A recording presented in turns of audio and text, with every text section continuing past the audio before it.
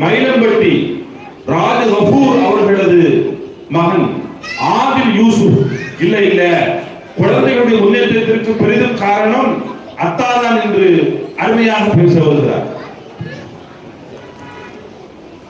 அனைவருக்கும் அஸ்ஸலாமு அலைக்கும் வரஹ்மத்துல்லாஹி தஆலா வ பரகாத்துஹு. வ அலைக்கும் ஸலாம்.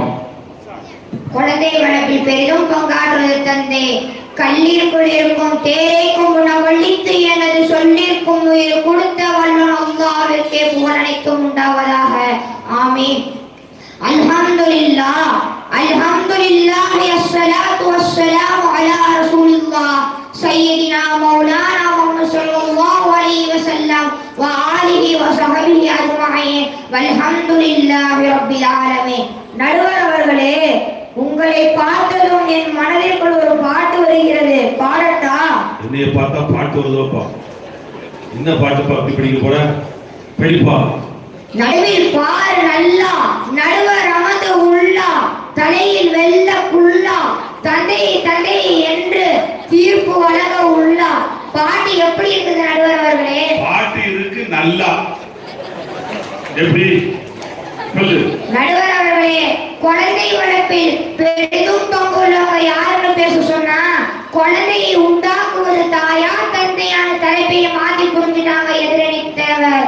ஆரம்பத்திலிருந்தே பால் சோறு நிலா சோறு குழம்பு இடியாப்பம் ஆப்போன வந்தவங்கள குழம்பிட்டு போயிட்டாங்க. பாவம், அவங்களுக்குலாம் பசிக்கும் இல்ல, பொறுப்பா இப்பதான் மௌலிபிசா தொழுது சாப்பிட்டுக்கலாம். அது சரி. அந்த பையன் என்னங்க பேசுறாரு? ஒரே பாலுங்காரு, சட்டினிங்காரு, இட்லிங்காரு, இடியாப்பங்காரு, ஒரே சாப்பாடு பத்தி தான் பேசியிருக்காரு அப்படின்னு சொல்லி ஆளுங்க யூஸ் சொல்றாங்க. நீ வேற ஏதாவது பேசப்பா. நடுவர் அவர்களே, பால் ஒரு அருமருந்து தான், ஒத்துக்கின்றோம், இல்லைன்னு சொல்லல. ஒரு தாய் தன் பிள்ளைக்கு 2 வருடம் கொடுத்தால் அந்த பிள்ளை நன்கு வளரும். ஆனால் எந்த தாய்மார்கள் தன் பிள்ளைகளுக்கு 2 வருடம் கொடுக்கிறார்கள் சொல்லுங்க? ஒன்னும் கொடுக்கறது இல்லப்பா. அது எங்க ஊர்ல பள்ளவட்டிலே எப்படி எனக்கு தெரியாது. நீ பேசு.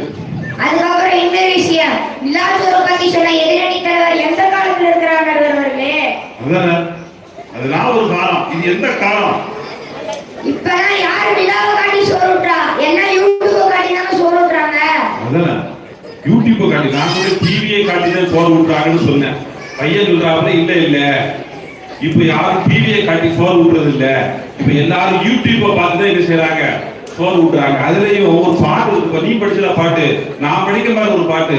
உருளைக்கிழங்கு செல்ல குட்டி எங்க போச்சு, கத்தரிக்கா கூடையில தூங்க போச்சு, கத்தரிக்கா. அம்மா வந்து என்ன தத்துவம், என்ன தத்துவம். எப்படிப்பட்ட பாட்டையெல்லாம் நம்ம பிள்ளைங்க வசப்படுத்தி வச்சிருக்காங்க பாருங்க. நீங்க பேசுங்க. ஆதில் யூசுப். சோறுனா எடவுட்டினாலும் சாப்பிடுறது ஏன்னா அது கவனம் ஃபுல்லா போனதால இருக்கு. இதை யாராவது மறுத்து பேச முடியுமா? சொல்லுங்க பார்க்கலாம். எல்லா பேரும் பல்ல தைக்கான, எல்லா பேரும் செல்ல தைக்கான். அதான்ப்பா. அதுக்கப்புறம் இன்னொன்னு சொன்னாரு, செடிக்கு எவ்வளவு தண்ணி அவசியமோ அதே மாதிரி குழந்தைக்கு தாய்ப்பால் அவசியமாகும். நடுவர் அவர்களே, உதாரணம் சூப்பர், கருத்து உண்மை. ஆனா செடிகள் தண்ணி ஊத்தினா வளரும், அது தேவையில்லாத கடையிலும் நச்சு செடிகளும் வளருமே. அதை பிரித்தெடுக்கும் புனிதமான வேலையை செய்பவர் யார் தெரியுமா? தந்தை தான். நடுவர் அவர்களே, தந்தை தான்.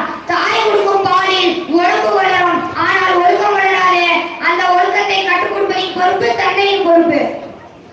நடுவர் அவர்களே, உமர் ரலியல்லாஹு அவர்களை பத்தி தெரியாதவங்க யாருமே இருக்க மாட்டாங்க. ஏன்னா அவர்களுக்கிடையே ஆட்சி காலத்துல மாறு வேஷத்துல இரவு நேரத்துல ஊரை சுற்றி ரோடு பணிக்கு வருவாங்க. சில பேர்லாம் வறுமையான புலம்புவாங்க.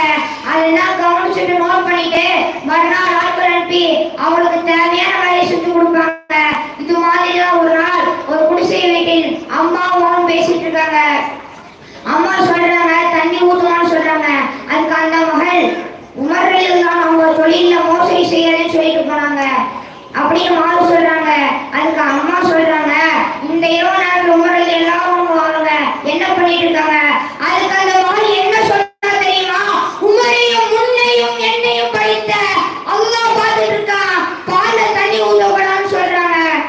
மறுநாள் ஆட்கள் அனுப்பி அவங்க அம்மாவின் அனுமதியோட இந்த பெண்மணியை யாராவது திருமணம் செய்து கொள்ளுங்கள் என்று சொன்னாங்க.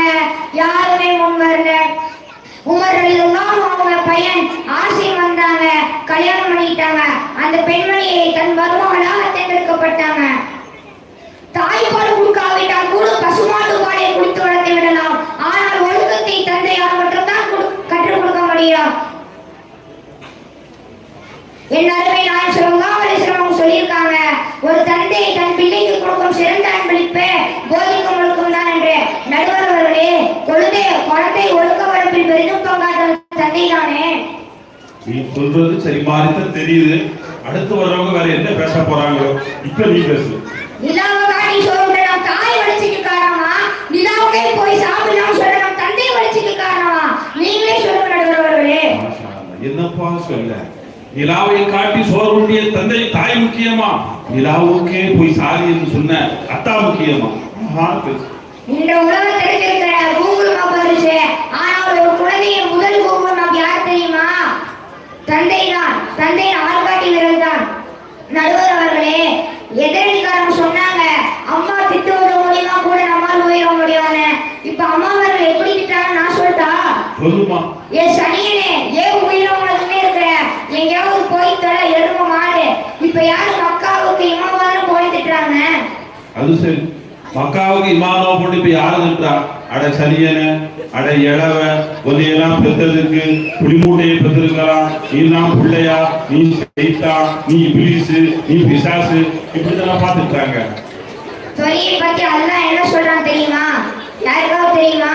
எதிரில யாருக்காவது தெரியுமா? இல்லாத மூலையை போட்டு ஏன் கொலைட்டு இருக்கீங்க? நானே சொல்றேன். தொழில் தடுக்கப்பட்ட காரியங்களையும் மானங்கட்ட காரியங்களையும் அல்லாஹ் நான் ஏன் தடுக்கணும்னு சொல்றான் தெரியுமா? 7 வயது தொழு சொல்வது தந்தையின் கடமை. அப்படி தொழுகாவிட்டால் 10 வயது அடிப்பதும் தந்தையின் கடமை. நடுவர் அவர்களே, தொழில் செய்வது கூட அல்லாஹ் தந்தையிடம் தான் பொறுப்பு கொடுத்திருக்கிறான். ஆமாப்பா, நீ பேசி முடிக்கும்போது கதை நான் சொல்றேன். நடுவர் அவர்களே, நான் பட்டிமன்றம் பேச போறேன்னு வீட்டுல சொன்னேன். அதுக்கு அம்மா சொல்றாங்க பார்த்து பார்த்துமா மெதுவா பேசுன்னு சொல்றாங்க. இங்க மெதுவா பேசினா யாருக்காவது காது கேட்குமா? இவ்வளவு சத்தமா பேசி கூட அவங்களால தூங்குற மாதிரியே உட்காந்துருக்காங்க. இல்ல நான் ரொம்ப மெதுவா பேசணும்னு கொரட்டை விட்டு தூங்கிடுவாங்க. ஆமாப்பா, நான் அதனால முதல்ல எல்லாரையும் சத்தமா சலாங்களை சொன்னேன். நடுவர் அவர்களே, குழந்தை வளர்ப்பில் பெரிதும் பங்காற்றுவது தந்தை தான், தாய்மார்கள் அல்ல என்று திருத்தமாக பதிவு செய்து எனது உரையை முடிக்கின்றேன். அஸ்ஸலாமு அலைக்கும் வரஹ்மத்துல்லாஹி தஆலா வ பரகாத்துஹு. வ அலைக்கும் ஸலாம். ஆதில் யூசுப் அற்புதமா பேசுங்க. அவர் சொன்னார் ஒரு கதை, அம்மாவும் மகளும் பேசிக்கிட்ட கதை. பால்ல தண்ணியை ஊத்துன்னு அம்மா சொல்ல அல்லாஹ் பார்த்துக்கிட்டு இருக்கான்னு சொல்லி மக சொல்லுச்சு. ஹஜ்ரத் உமரே ஃபாரூக் ரலியல்லாஹு அன்ஹு ஆட்சி காலத்துல நடந்த ஒரு உண்மையான வரலாறு.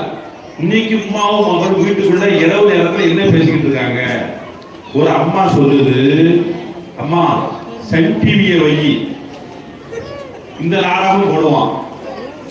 ஏதோ ஒரு நாடகத்துல ஒரு செத்துட்டாங்க, அது ஒரு நடிச்சவர் ஒரு செத்துட்டாங்க. பொம்பளைன்னா ஒரே அழுக, ஏமா ஏழு கூப்பிடுவாங்க, அவன் செத்து போயிட்டான். அந்த நாடகத்துக்கு பேரு டக்குனு யாபத்துக்கு வர மாட்டேங்குது. எதிர்நீச்சல் அஷாபாக நாடு கேட்டிக்காங்க. எதிர்நீச்சல்ல ஒரு செத்துட்டாங்க நடிச்சவன், பொம்பளை ஒரே அழுக, அவன் செத்துட்டான. எம்மா ஏழு கூப்பிடுவான, அவன் செத்துட்டான. மாமனார் உள்ள எழுதிட்டு கிடக்காரு, மருந்து மாத்திரை கொடுக்கணும். ஒரு பொம்பளை கவலைப்படல, ஒரு பொம்பளை அவ்வளவு அழுக, அழகா நடிப்பாரு, அவர் செத்துட்டாரு.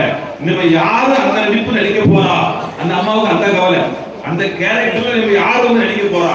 அப்போ அம்மாவும் மகளும் என்ன பேசுறாங்க? ஒரு மகன் வந்து சொல்லிச்சு, ஹசரத் எங்க அம்மா ரொம்ப கெட்டு போயிட்டாங்க, எப்ப பார்த்தாலும் சீரியல் இருக்கிறாங்க. அப்படியாமா, சீரியல் பார்க்க கூடாது அப்படிதானம்மா? அதெல்லாம் ஓல்ட் ஹசரத், இப்போ only big pass only.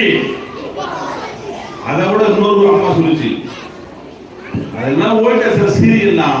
Cook with கோமாளி, இப்படி எவ்வளவோ வந்துருச்சு. இப்போ போய் சீரியல்ல யார சேர்த்து இருப்பா? இன்னைக்குள்ள அம்மா மகனை இப்படி எழுதிக்கிறாங்க, பேசிக்கிறாங்க. அழகா சொன்னாரு ஆலிம் யூசுப், அம்மா வந்து தாய்ப்பால் கொடுக்கலாம், ஆனா ஒழுக்கத்தை யார் கொடுக்க முடியும்? தந்தை தான் கொடுக்க முடியும். அப்ப நீங்க பிள்ளைகளுக்கு ஒழுக்கம் இல்லைன்னா யாரும் காரணம்? தந்தை தான் காரணம். ஒழுக்கமுள்ள பிள்ளைகள் உருவாகிறார்கள் என்று சொன்னால் அதான் காரணம். ஒழுக்கம் இல்லாத பிள்ளைகள் உருவாகிறதா பார்த்தாதான் காரணம். ஈன்று புறந்தெழுதல் தாயின் கடமை. சான்றோர் ஆக்குதல், ஒழுக்கமுள்ளவனாக ஆக்குதல் அது தந்தையின் கடமை. அழகான செய்திகளோடு ஆதில் யூசுப் பேசியிருக்கிறாரு.